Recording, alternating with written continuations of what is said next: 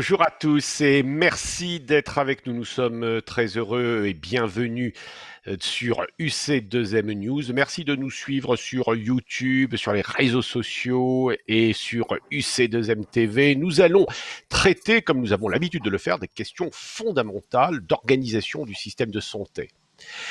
Pour les sujets que nous suivons, tout particulièrement pour l'Université du Change Management en médecine, mais nous allons traiter de ces sujets d'organisation et d'adaptation de notre système de santé dans une période, vous en conviendrez, tout à fait particulière, tout à fait inédite, celle que nous vivons actuellement, que la France, que le monde entier vit avec cette crise épidémique du coronavirus. Nous traiterons ces sujets comme nous avons l'habitude de le faire, évidemment sur le fond, ces sujets d'adaptation nécessaires et utiles et de transformation de notre système de santé dans le cadre de cette crise sanitaire du coronavirus, du Covid-19. Aujourd'hui, tout le monde sait ce qu'est le Covid-19. On voit que notre médecine, notre système de santé, nos hôpitaux, notre médecine de ville, notre pharmacien, tous nos soignants sont soumis à des tensions considérables.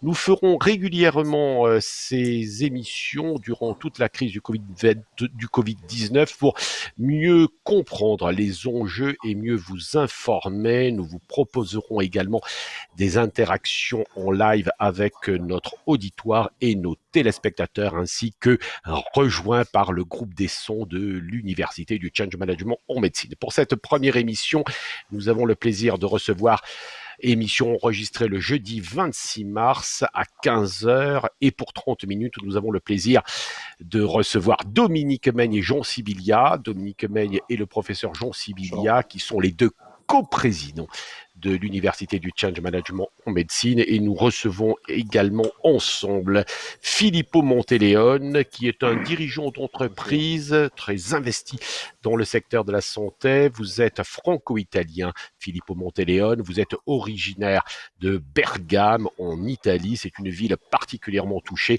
par l'épidémie du coronavirus. D'abord, si vous le voulez bien, comment vous vivez-vous, chacun d'entre vous, avec vos familles, avec vos équipes, comment vivez-vous cette crise personnellement, avec vos proches, dans vos entreprises, dans vos activités professionnelles respectives? Jean Sibilia, professeur Jean Sibilia, vous êtes professeur de médecine, vous êtes le doyen de la faculté de médecine de Strasbourg, vous êtes médecin, chef de service au CHU de Strasbourg, dans une région, celle de l'Est, du Grand Est, particulièrement touchée. Comment faites-vous face aujourd'hui à cette crise? On est lié aux Italiens, vous l'avez vu hein, dans cette crise sans précédent.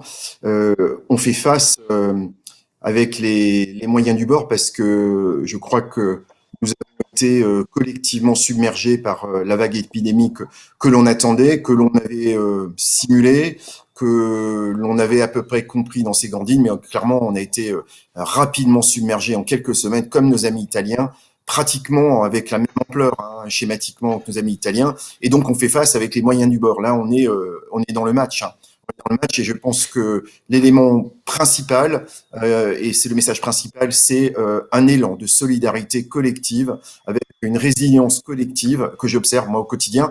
J'ai repris les manettes et je m'occupe d'une unité de 15 lits, de post-urgence en direct avec un interne. Donc vraiment, on a repris le terrain et résilience et solidarité vraiment remarquable du terrain, mais dans un moment extrêmement difficile. Le personnel, les soignants tiennent le coup, vous tenez le coup, vous-même, personnellement, avec vos équipes? Et les soignants, il y a un vrai besoin de management des soignants, des plus jeunes aux plus anciens. Hein. Les équipes soignantes dans les hôpitaux, c'est les étudiants, les internes, le personnel soignant, l'infirmière, l'aide-soignante, les secrétaires, la garde. En fait, c'est une sacrée équipe, hein, comme dans tous les hôpitaux, et il faut arriver à maintenir et même à dynamiser le collectif pour qu'ils se battent. Mais là, on est dans le match. Hein, là, les gens se battent.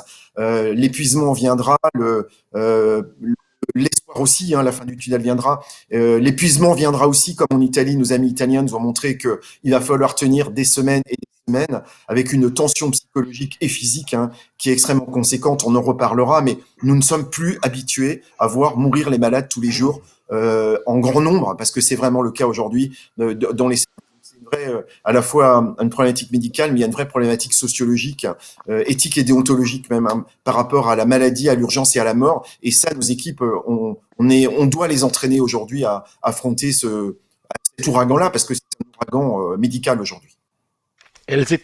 Avez-vous le sentiment, professeur Sibilia, qu'elles étaient, si on peut l'être, est-ce que vous étiez vous-même et les autres préparés à ce qui nous tombe sur la tête, comme aurait dit Oui, Uderzo, pour lesquels on a oui, une oui, petite pensée aujourd'hui, mais Uderzo, une petite pensée pour lui, hein.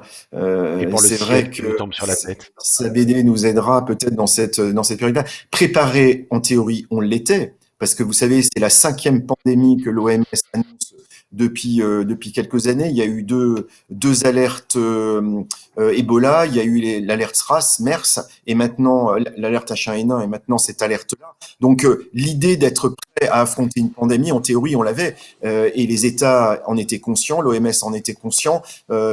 En théorie, en théorie. Sauf que dans ces situations-là, quand c'est une pandémie d'un premier virus touchant la population humaine, il y a des tas d'incertitudes qui ne se sont révélées au fil de l'eau. Et je pense que nous ne sommes pas chinois, nous ne sommes pas coréens. Et je voulais rappeler quand même des choses importantes. Nos amis asiatiques ont affronté en 2003 une première vraie épidémie sur une trentaine de pays au total, une première pandémie de Covid qui était le Covid-1, le SRAS. Et en fait, ils s'étaient préparés. Non seulement ils avaient déjà affronté une véritable épidémie qui, heureusement à l'époque, n'était pas devenue une pandémie, donc ils étaient prêts, aussi bien logistiquement que psychologiquement. Ils sont dans une société qui est prête à ce genre de choses. On le voit bien lors des épidémies de grippe saisonnières. Et ils sont aussi gouvernés avec une culture de la gouvernance politique et sociologique complètement différente. Donc, on a beau être prêt, mais on n'est pas asiatique, on n'avait pas les mêmes outils, pas les moyens, pas le même background, et clairement, le système a été emporté. Il est en train d'être emporté, comme il l'a été en Italie, en espérant que ça s'arrange rapidement pour nos amis italiens et que nous puissions nous aussi résister à cette vague qui est en train de nous submerger. Oui, parce qu'on peut considérer que le Grand Est, tout particulièrement, vous êtes évidemment la région française la plus touchée. Alors, vous êtes au CHU à Strasbourg, mais dans le fond, vous êtes évidemment proche, solidaire de Colmar et de Mulhouse. Le président Macron était hier, hein, à Mulhouse. C'est très impressionnant, hein, ce que vous vivez. C'est impressionnant au quotidien parce que, et je le répète, hein, toujours par solidarité avec mes amis italiens, on a été confrontés à la même vague brutale à partir de cet épicentre mulhousien qui a été, vous savez, le concept de spreading, de diffusion, qui était un méga spreader en fait. Hein, ces 2000 personnes rassemblées à Mulhouse ont créé en fait une vague épidémique, un tsunami inattendu, et donc nous avons été confrontés à ça, et le quotidien est extrêmement difficile pour nos équipes soignantes, hein, et il faut leur rendre hommage à l'hôpital, mais aussi en ville. Nos généralistes, il y a des généralistes qui affrontent dans des conditions dont on discutera, des conditions de sécurité notamment, parfois extrêmement difficiles, sans préparation. Et donc c'est l'ensemble du corps soignant, ce soit médecins, aides-soignantes, infirmières, et au-delà, Je, tous, on affronte Jean, quelque chose Jean d'inattendu. Sibilia, au sein de l'hôpital, j'imagine effectivement un travail en coopération avec les équipes de direction, les équipes soignantes, les médecins, etc. Mais également avec les autres. On s'intéresse beaucoup, vous le savez, à l'Université du Change Management en médecine, à ces questions de travail en commun, de coopération. Une coopération, comment vous l'établissez avec vos confrères, vos collègues de Mulhouse, de Colmar, des petits hôpitaux, des maisons de retraite, enfin, comment ça se passe dans votre région et dans votre groupe hospitalier de territoire, puisqu'il est commun de parler aujourd'hui de groupement hospitalier de Bien territoire. sûr. Oui. Là aussi, en toute sincérité, nous avons été pris de vitesse. Le système n'était pas prêt. Vous voyez, on n'était pas dans un système organisé où il suffisait de prendre le téléphone rouge et d'appuyer sur un bouton pour que tout fonctionne. Mais il y a eu un tel engouement, un engagement du terrain que les communications sont établies rapidement avec schématiquement deux centres opérationnels. Le premier qui a été déterminé, on y a beaucoup contribué, c'est la partie universitaire qui comprend les professeurs d'université, mais aussi tous les étudiants. Et on a constitué très vite une réserve sanitaire étudiante, les jeunes et les moins jeunes, c'est-à-dire les étudiants de première et sixième année et les internes, qui se sont auto-organisés de telle sorte qu'avec eux, l'université et eux, on a créé une véritable réserve étudiante qui a déjà été une ressource importante communiquant avec la deuxième tête opérationnelle, qui est la tête opérationnelle principale, qui est celle de l'hôpital. Et notre hôpital, qui est le CHU, a été rapidement en contact avec les directions des affaires médicales, au moins des deux gros hôpitaux que sont Colmar et Mulhouse, et depuis maintenant quelques jours, voire déjà 2 semaines, avec les hôpitaux périphériques du GHT. Donc ça s'est mis en connexion extrêmement rapidement et de façon quasi militaire. C'était une nécessité absolue et je crois que nos amis italiens peuvent en témoigner.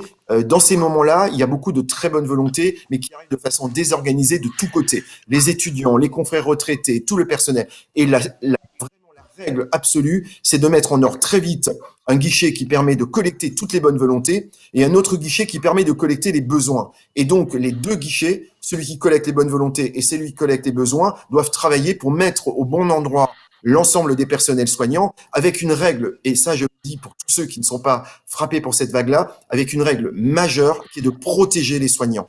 On le sait, on le sait par le SRAS On et va le y MERS, revenir. on le sait en Italie, les premières victimes du virus sont les soignants, c'est une infection qui est nosocomiale, c'est comme ça qu'on évoque les choses, et avoir un personnel soignant qui est décimé déstructure complètement le système. Donc la priorité, c'est protéger les soignants par toutes les méthodes dont on parlera, du confinement de la société jusqu'à des mesures intra-hospitalières, mais c'est fondamental, et les soignants, c'est nos étudiants, qui sont des populations fragiles, naïves, qui ne connaissent pas encore bien le soin, en priorité. On était très attentifs à les protéger, à ne pas les mettre sur le terrain, voilà, comme on le fait pendant la guerre en première ligne. Il faut qu'ils y aillent prévenus, préparés, on les éduque, ils s'auto-éduquent entre eux. Ça a été une expérience éducative extraordinaire, déjà aujourd'hui. C'est trop tôt aujourd'hui, on est au milieu du match. On va y On refera revenir. le match après le match, les choses les unes après les autres, mais c'est déjà une expérience d'organisation, d'effort collectif, de solidarité que je trouve, moi, extraordinaire. Déjà aujourd'hui. Oui, je rappelle que vous êtes professeur Sibilia, le doyen de la faculté de médecine de Strasbourg et ancien président de la conférence des doyens. Filippo Monteleone, donc le professeur Sibilia a évidemment beaucoup évoqué les Italiens. Nos pensées vont évidemment à tous nos amis proches italiens, tout particulièrement en Lombardie, mais également dans votre très belle ville de Bergame.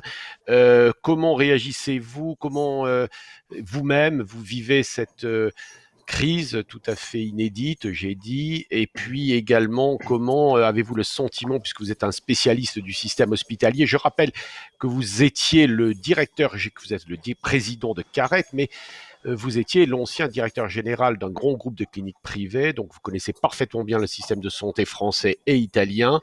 Comment réagit le système de santé italien, on le voit. Enfin, quel est à ce moment, aujourd'hui, votre sentiment sur la situation à quelques centaines de kilomètres de la France? Bah, tout d'abord, effectivement, on a vécu ça, on vit ça avec évidemment beaucoup d'émotions, parce que la situation est dramatique en Italie. Je pense qu'on ne se rend pas compte. Il y a quelques semaines, on regardait ce qui se passait à la télé, notamment à Wuhan, très loin de nous. On pensait que ça pouvait pas arriver chez nous, et puis ça arrive chez vous, dans votre ville, vos proches. Mon frère hospitalisé depuis 15 jours, et heureusement, il va bien mieux, donc il baisse son niveau d'oxygène et il va probablement sortir la semaine prochaine. Mais d'autres amis ont perdu leurs proches à Bergame, et vraiment tout autour de moi, toutes les personnes que je connais ont perdu ces dernières semaines leur père, leur mère, parfois les deux, à quelques jours d'intervalle. Donc on ne se rend pas compte, en fait, avec quelle violence et quelle rapidité on est confronté à cette contagion.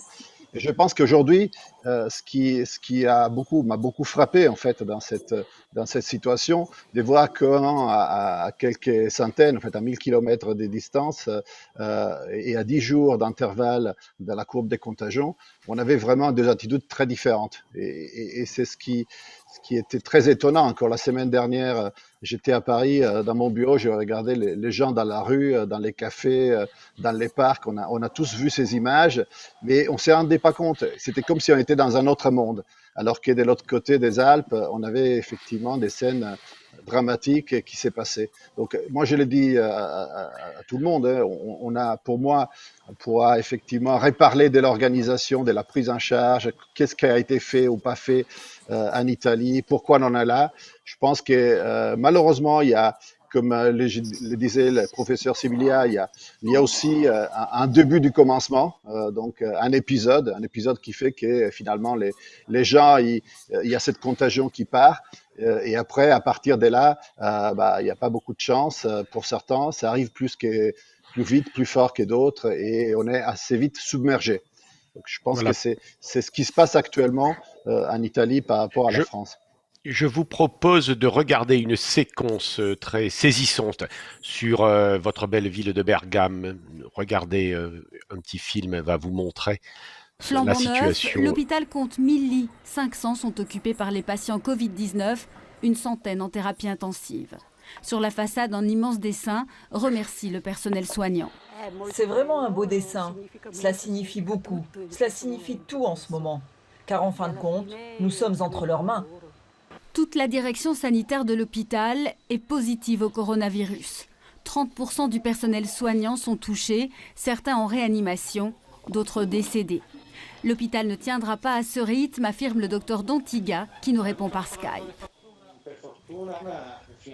Heureusement, jusqu'à présent, nous n'avons pas encore vraiment dû choisir entre les patients et laisser sans soin ceux qui, en temps normaux, auraient été réanimés. Mais cela arrivera. Si les patients continuent à augmenter, le choix devient inévitable. La structure atteint clairement ses limites, les réservoirs d'oxygène sont vides, un système extérieur a dû être installé en urgence. Mais comment expliquer ces 9% de mortalité des patients du Covid-19 ? Il y a deux raisons. D'abord parce qu'il y a un entassement dans les hôpitaux, il y a trop de demandes. À un certain point, ils ne réussissent plus à gérer. La seconde raison, c'est parce que l'hôpital est une source de contagion. Beaucoup décident de rester à la maison le plus possible et quand arrive le moment où ils doivent partir à l'hôpital, la maladie est trop avancée. Malgré les mesures de confinement, les experts prévoient que le nombre de morts augmentera encore au moins jusqu'à la mi-avril. Je voudrais que nous nous penchions maintenant sur réellement ces questions d'organisation et notamment des services de l'État, des ministères, des ministres eux-mêmes engagés, des institutions nationales et régionales, des agences sanitaires. Dominique Meigne, vous êtes le président de l'Agence nationale d'appui à la performance hospitalière, médicale et hospitalière, et vous êtes l'ancien directeur général de la Haute Autorité de Santé. Vous êtes directeur d'hôpital, autant dire que vous connaissez parfaitement bien notre système de santé et nos hôpitaux, nos établissements. Votre opinion immédiatement, rapidement, sur les réactions des autorités à cette crise, des autorités, mais également des hôpitaux. Votre première analyse sur notamment les difficultés rencontrées, Dominique Meigne. Le temps de l'analyse n'est pas encore là. On est encore dans la perception de l'urgence et dans un temps qui est celui de l'action. Bon, qui suit comme 3 milliards de nos citoyens mondiaux confinés chez moi. J'ai fermé la porte du petit bureau que j'occupe à l'Agence régionale de santé PACA, dont je suis le médiateur pour les relations professionnelles, le vendredi 13. Je suis allé dire tout le soutien que je pouvais donner au directeur général qui allait s'enfermer pour le week-end, et depuis, je n'ai pas remis les pieds. Bon. Donc, ce que je vois, je puis dire, où j'applaudis tous les soirs avec tous les Marseillais, les soignants. On verra plus tard. J'avoue, rapport d'étonnement comme tout le monde. L'affaire des masques, tout ce que je puis dire, c'est qu'elle ne circulait pas dans les agences sanitaires au moment où moi j'étais en responsabilité. Ce dossier, j'ai appris, c'est peut-être pas glorieux de le dire, mais j'ai appris, comme vous tous, que le secrétaire général de la Défense nationale en était devenu le gestionnaire autour de 2012-2013. Je croyais stupidement, comme beaucoup, que des stocks dormaient et on continuait à en plaisanter depuis le H1N1. Donc manifestement, c'était un dossier qui était en dessous du seuil de flottabilité de la décision publique. Bon, tout au moins au niveau où moi je pouvais l'apprécier. Après, les décisions qui sont prises, elles sont prises, et il y a aujourd'hui rien à dire. Il y a surtout à les appliquer. Ce que je peux peut-être essayer d'amener dans ce contexte, bon, c'est mon, je dirais, mon tropisme marseillais qui a fait de Marseille l'une des villes à la fois de la médiatisation et aussi une des villes de toutes les problématiques autour de la stratégie thérapeutique, pas celle du dépistage, mais la stratégie thérapeutique. Moi, ce que je puis dire, c'est que nous avons à Marseille un IHU, donc nous savons tous ce que sont ces IHU, donc création du plan d'investissement d'avenir de 2009-2011. IHU, c'est Institut Hospital Universitaire. Je le précise, IHU, Institut Hospitalo-Universitaire. Ce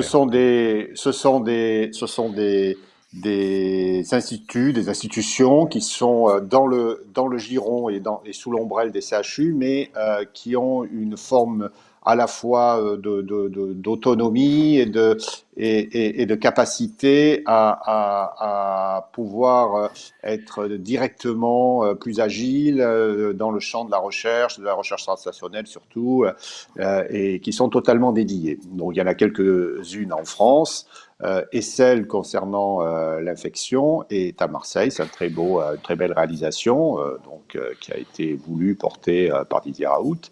Et ça permet aux Marseillais aujourd'hui, au-delà de la question de la chloroquine et de ses dérivés et du protocole qui est maintenant le protocole Raoult, au-delà de ces questions-là, ça permet aux Marseillais de savoir qu'ils sont quand même sécurisés en termes de prise en charge, puisqu'il y a une capacité en lit, il y a une prise en charge intégrée, et ça c'est un plus que nous avons aujourd'hui et qui est important.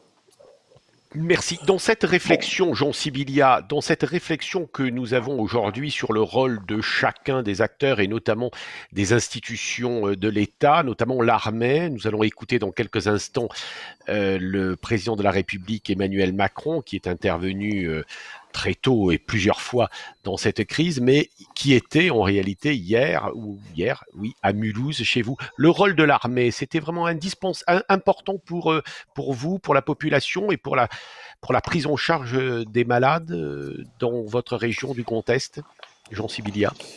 Oui, je pense qu'il y a deux dimensions qui expliquent l'intervention de l'armée. Il y en a une qui est d'abord symbolique. Je pense que nos amis mulhousiens que j'ai eu beaucoup au téléphone, nos amis colmariens et maintenant tout Strasbourg, hein, enfin toute l'Alsace, hein, le Rhin et le Bas-Rhin, mais à Mulhouse, puisque c'est là que la vague, le tsunami a démarré, il y a eu un moment de désarroi majeur, avec une situation médicale et humaine terrible dans les services. Vous savez d'ailleurs que Mulhouse, on en a parlé il y a quelques semaines et on était en première ligne pour Mulhouse à restructurer son service d'urgence. Donc, vous voyez, c'est un hôpital, c'est un très bel hôpital dirigé vraiment du mieux possible par des personnalités extrêmement engagées, mais qui est un hôpital en difficulté, une région où la vague arrive. Et donc, symboliquement, il fallait restaurer une forme de sécurité, de confiance. On a confiance dans notre armée. On est un pays où notre armée est présente. Elle est présente sur les terrains, en OPEX et sur notre territoire. De réassurance. Je pense que c'était important. Il y a aussi un effet technique. L'armée a quand même amené une infrastructure avec 30 lits de réanimation lourde. Mulhouse, on en était à compter les malades. Vous le savez très bien. Ça a été dit. Les malades étaient choisis, ce qui est normal. Et on peut l'expliquer et c'est légitime. Il faut le faire avec toutes les règles médicales, éthiques et déontologiques que l'on connaît. C'est une problématique presque de médecine de guerre, mais c'était le cas. Et le fait d'avoir 30 lits de réanimation, d'être capable d'envoyer des malades à Strasbourg, à Colmar, dans d'autres hôpitaux, en Allemagne, etc., ça a permis, techniquement, l'aide de l'armée a permis d'apporter une bulle d'oxygène. Et c'est pas un jeu de mots, un mauvais jeu de mots, mais une grosse bulle d'oxygène pour essayer d'aider l'hôpital et la population orinoise. Je vous propose d'écouter le président Macron dans une de ses interventions à la Nation. Nous sommes en guerre. J'appelle tous les acteurs politiques, économiques, sociaux, associatifs, tous les Français, à s'inscrire dans cette union nationale qui a permis à notre pays de surmonter tant de crises par le passé. Nous sommes en guerre. Et la nation soutiendra ces enfants qui, personnel soignant, en ville, à l'hôpital, se trouvent en première ligne dans un combat qui va leur demander énergie, détermination, solidarité. Ils ont des droits sur nous. Nous leur devons évidemment les moyens, la protection. Nous serons là.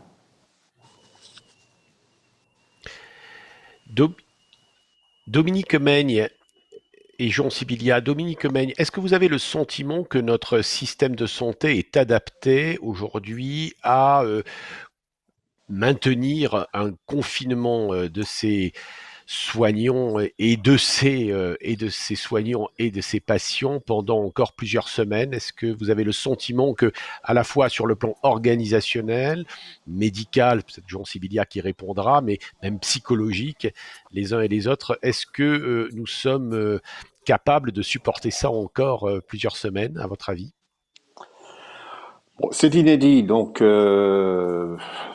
faut surtout pas se muser à l'art de la prédiction parce que ce serait pas raisonnable. Ceci étant, on voit quand même un certain nombre de déterminants, de fondamentaux qui réapparaissent. Bon, toute la crise de l'hôpital de ces dernières années se portait sur les valeurs. En l'espace de quelques jours, ce débat est balayé. Hein, il paraît très ancien. Bon, d'une certaine manière, si on prend une métaphore un peu facile, mais on a remis l'église au centre du village. Donc, les valeurs sont là et les personnels sont portés par leurs valeurs. Je suis un peu en tant que, je dirais, au ras du trottoir de ceux qui regardent ce qui se passe. J'ai quand même le sentiment que dans les services publics, celui de la santé tient haut aujourd'hui pavillon, ce qui ne veut pas dire que d'autres ont flanché, mais enfin, le service public de santé au sens large est très visible. L'intérieur, et là, pour commencer à dire un certain nombre de choses, le service public hospitalier tient encore mieux. C'est-à-dire que il est vraiment très engagé et aujourd'hui il incarne le cœur battant de la nation. Le président l'a bien compris et la question, c'est pas tellement de savoir s'ils tiendront dans les 15 jours à venir. La question, c'est celle de sa capacité à absorber ce choc. Bon, Jean Sibilia est aujourd'hui, je dirais, mieux placé que nous tous parce qu'il est aux avant-postes. On voit bien que, par exemple, dans le Grand Sud, on attend un peu. Il y a un côté... Il y avait encore, jusqu'à où j'ai pris quelques contacts avec des collègues qui dirigent d'importants établissements, il y avait un côté encore un petit peu désert des Tartares, avec un paradoxe, c'était que les CHU, donc la première ligne, s'était vidée pour attendre la vague. Ils attendaient la vague, elle commence à arriver, mais elle est en retard par rapport à l'Est, même par rapport à l'Île-de-France. Donc on s'y est préparé. On s'y est préparé. Est-ce que vous avez... Oui, je vous laisse poursuivre, oui, excusez-moi. Terminé. Non, Alors, mais simplement... oui, non, ma question était, est-ce que notre système de santé, dans sa globalité, est-il finalement adapté à ce que le président de la République évoquait, à ces guerres? Est-ce que vous avez le sentiment que les uns et les autres, et le système, et les organisations, sont adaptés à ces moments de guerre et d'urgence? La seconde question, elle est également valable pour Jean Sibilia. Vous évoquiez la crise, mais enfin, crise de valeur, soit, mais aussi crise des urgences que nous avions vécues. Finalement, est-ce que il n'y avait pas quelque chose de prémonitoire dans c'est une question, hein, dans les crises que nous avons vécues? Jean Sibilia et Dominique Meigne, s'il le veut, et puis je voudrais également interroger Filippo Monteleone, oui, notre invité. Jean. Oui. Merci Pascal. Je voulais faire une remarque préliminaire d'abord. C'est vous attester dans la tourmente, mais d'autres pourraient le faire aussi, parce qu'à Paris, je crois que c'est le cas maintenant aussi. Hein. La vague atteint l'Île-de-France et je ne reparlerai pas du caractère admirable de nos amis italiens. Je connais moins bien les Chinois, mais je connais les Italiens, je sais. On peut vraiment être fier et vraiment admiratif et respectueux de l'engagement des soignants qui laissent leur santé, pour certains leur vie. Hein. Vous avez vu, il y a déjà 4 ou 5 médecins qui ont laissé leur vie dans cette affaire-là. Donc on ne peut être que, enfin il faut le dire, il faut le répéter, et on est on est dans le match, il faut s'entraider. Les soignants ont besoin de cette reconnaissance-là. Ouais. Après on fera les comptes.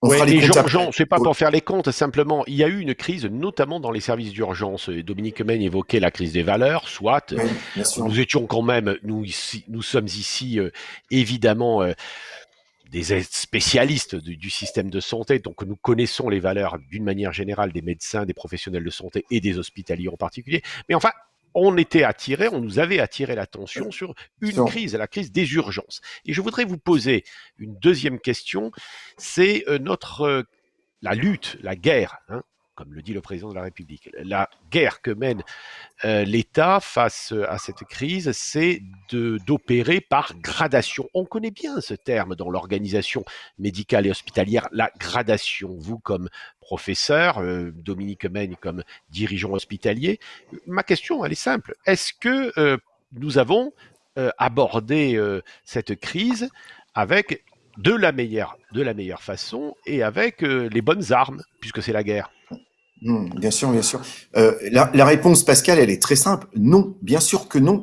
Pour une raison, une première raison qui est triviale, c'est que notre système de santé n'est absolument pas fait pour répondre à un tsunami médical épidémique de ce type-là.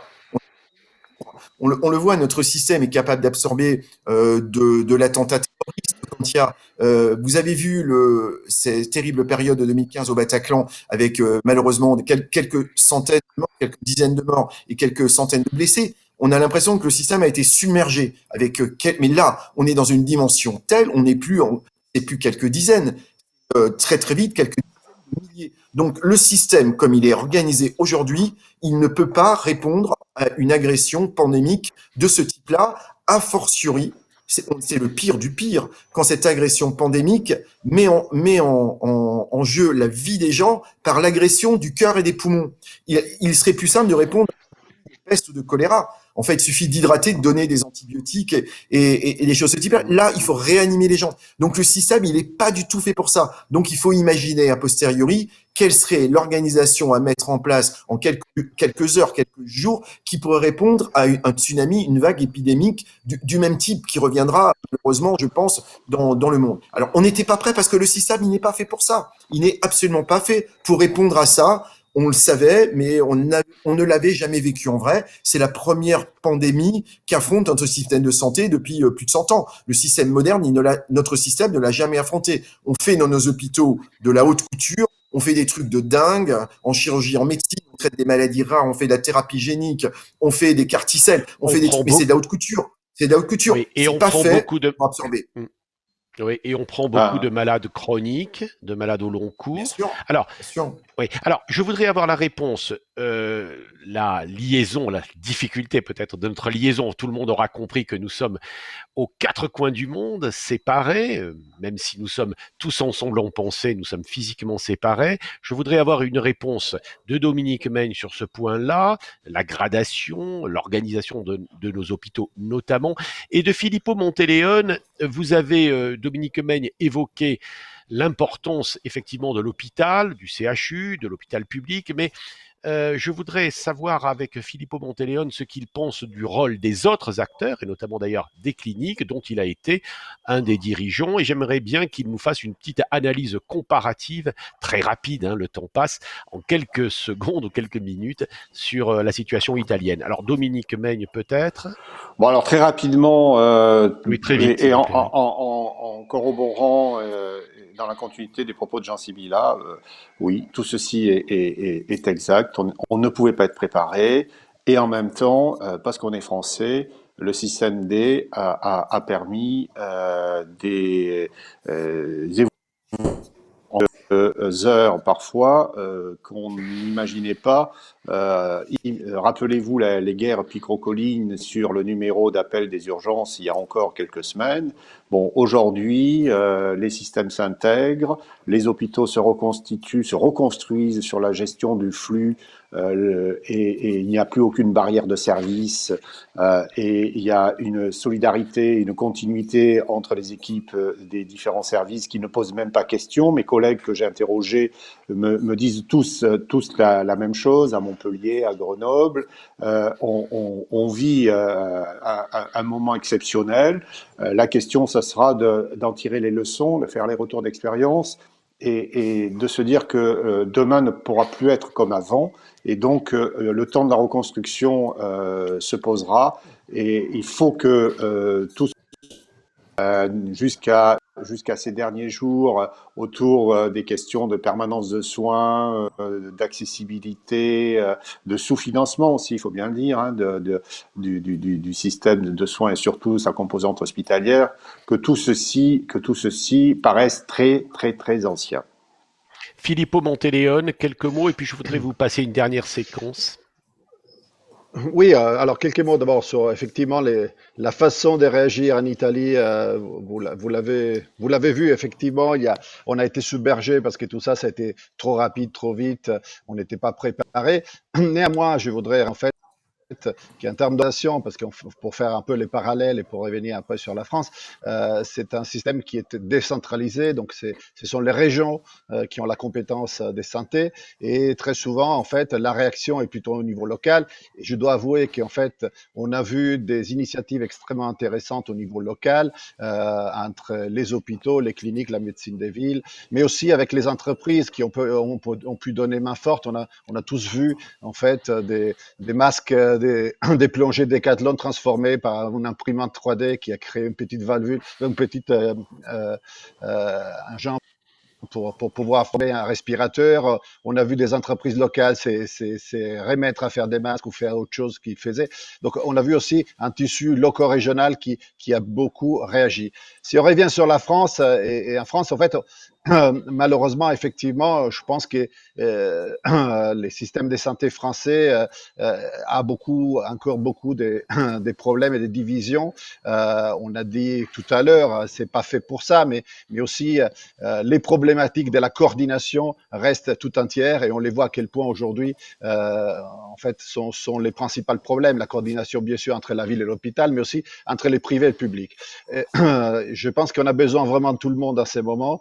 Quand on voit effectivement l'armée construire un hôpital de campagne, mettre au profit les transports, voir la coopération internationale entre l'Allemagne et le Luxembourg, voir la Suisse pour accueillir des patients, et aussi en même temps sur les terrains, qu'il y a des cliniques privées. Il y avait 70 places de réanimation qui jusqu'à il y a quelques jours étaient vides dans des cliniques du Haut et du Bas-Rhin, et il y a 4000 services de réanimation dans des cliniques privées qui sont vides aujourd'hui en France.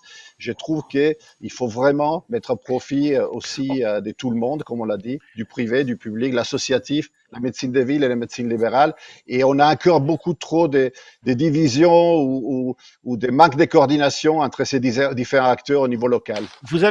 Filippo, vous avez le sentiment qu'en Italie, d'abord, il n'y a pas eu ces questions que nous posons. Est-ce que c'est l'esprit gaulois, hein, qui est toujours d'un esprit parfois de division qui s'exprime, et que chez vous en Italie, les choses sont peut-être plus consensuelles, enfin. Il y a eu beaucoup de débats sur centralisation, décentralisation, mais je pense oui, effectivement, il y a une politique en Italie entre les régions et l'État sur les manques des moyens ou sur des mesures, notamment sur les confinements et autres. Mais sur la prise en charge, sur l'organisation de la santé, sur l'organisation de la première, deuxième ligne, je trouve qu'aujourd'hui, il faut la réactivité. Et parfois, je dirais, des grandes décisions d'État sont très bien pour des crises sanitaires, mais à la fin, c'est sur les terrains que ça se joue. Et je trouve que parfois, on a eu un manque de coordination, on le disait, manque des moyens. On a parlé beaucoup des manques des masques, alors qu'en fait, quand c'est au niveau local, parfois, c'est plus réactif, ou en tout cas, les gens, ils se retroussent les manches et arrivent à trouver des solutions sans attendre forcément la coordination étatique ou les systèmes globaux. Je vous propose quelques images que notre réalisateur Olivier Madar va nous passer et qui montrent l'engagement des professionnels de santé. Regardez. Ce vendredi 20 mars, le service reçoit une patiente de 71 ans qui présente des difficultés respiratoires. Un scanner de son thorax permet de détecter de potentielles anomalies. C'est comme une radio des poumons. Donc là, on lance l'acquisition et on va voir les images défiler en direct. Du coup, on voit ces plages qui se trouvent ici. Là, qui sont typiques des images qu'on peut retrouver pour les patients qui sont positifs au Covid.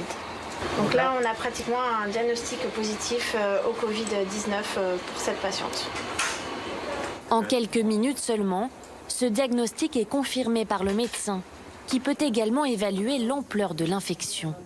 Vous avez plein de taches blanches qui sont au niveau des 2 poumons.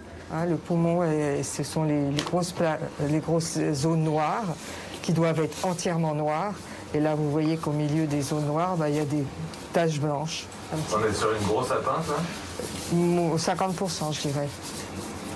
Le résultat est immédiatement transféré au service des urgences.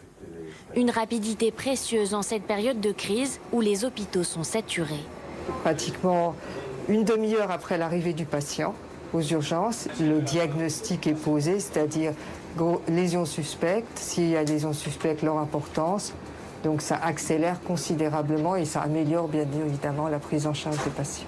Nos urgentistes disent qu'on a raccourci de 2 heures la prise en charge habituelle.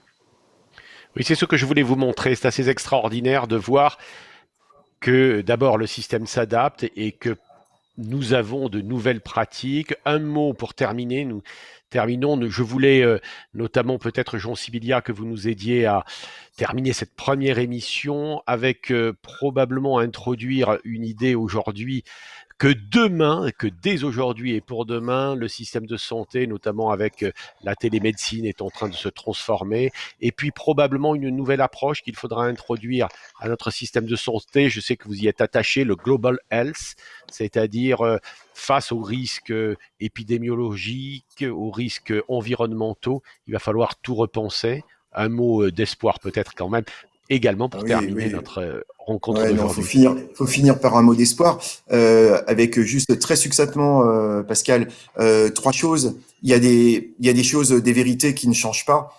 Les guerres napoléoniennes nous l'ont montré, en fait.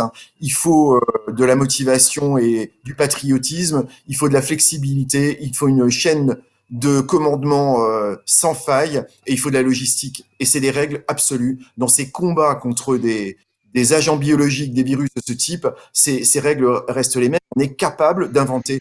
C'est ça mon message, un double message d'espoir. Le premier, c'est que on a vu sur le terrain, Philippot l'a dit, on l'a tous dit, il y a une créativité qui naît de la difficulté. L'homme est construit comme ça, une créativité de terrain qui est incroyable. Et donc, je crois qu'il faut vraiment capitaliser sur cette créativité-là. Et ça, c'est un espoir fantastique parce qu'il y a eu plein d'initiatives, il y a plein d'idées qui vont émerger de ça et ça ne sera plus jamais pareil. Et la deuxième chose, c'est que là, c'est un signal de l'univers, comme on dit. L'univers nous envoie un signal. Il nous dit, les gars, Homo sapiens, voilà, là, c'est gentil, je vous envoie un petit virus, il tue seulement 1-2% de la population. Mais demain peut être différent. Imaginez-vous demain dans une épidémie avec 30-40% de mortalité. Voilà. Imaginez-vous demain dans un accident climatique majeur sans qu'on puisse voir la fin du tunnel. Donc, je crois qu'il est vraiment temps de regarder le monde un peu différemment, avec une vision beaucoup plus solidaire, plus grande. Le One Health et la collaboration, sauvons le monde, sauvons la planète. C'est un très beau signal de l'univers. Là, c'est pas sans frais parce que il y a une immense tristesse des gens qu'on va perdre de ces difficultés-là. Mais c'est un beau signal. Faisons quelque chose de ce signal-là. La grande responsabilité qu'on a aujourd'hui, c'est d'en faire quelque chose. Voilà, le temps qui nous était imparti est terminé. Nous reviendrons dès la semaine prochaine. Nous nous retrouverons pour une nouvelle émission. Je voudrais remercier évidemment les acteurs engagés dans l'Université du Change Management, un en médecine, un remerciement tout particulier à nos 2 coprésidents, Dominique Meigne et le professeur Jean Sibilia. Merci beaucoup Filippo Monteléon d'avoir été avec nous pour cette émission et puis soyez notre ambassadeur, transmettez nos meilleures pensées à nos amis italiens. Je remercie les équipes d'Ortus qui ont préparé cette émission. Je remercie effectivement également notre réalisateur Olivier Madard de Vecteur M. Donc rendez-vous la semaine prochaine. Portez-vous bien d'ici là et soyez prudents. À bientôt. Merci.